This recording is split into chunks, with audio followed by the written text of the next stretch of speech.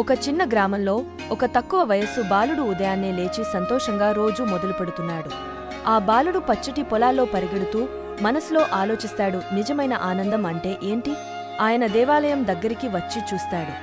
పెద్దవాళ్లు భక్తిగా గణపతిని పూజిస్తున్నారు.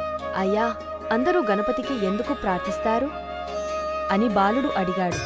పూజారి నవ్వుతూ చెప్పాడు, విఘ్నాలను తొలగించే దేవుడు బాబు అని చెప్పాడు.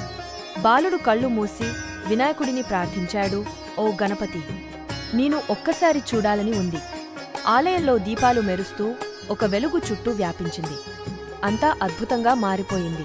ఆ వెలుగులో నుండి గణపతి ప్రత్యక్షమయ్యాడు. నవ్వుతో, కరుణతో బాలుడిని చూశాడు. బాలుడు అడిగాడు, గణపతి, నేను ఎప్పుడూ ఆనందంగా ఉండాలంటే ఏమి చేయాలి? గణపతి మృదువుగా చెప్పారు, ఇతరులకు సహాయం చేయడం, ప్రేమగా మాట్లాడటం, ఇవే నిజమైన ఆనందానికి మార్గం. తర్వాత వృద్ధ మహిళ ఒకటి బరువైన నీటిపోతులు మోయడానికి ఇబ్బంది పడుతోంది.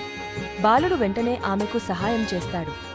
ఆమె నవ్వుతుండగా అతను కూడా ఆనందంగా ఉన్నాడు. ఆ రాత్రి కల్లో గణపతి వచ్చి బాలుడిని ఆశీర్వదించారు.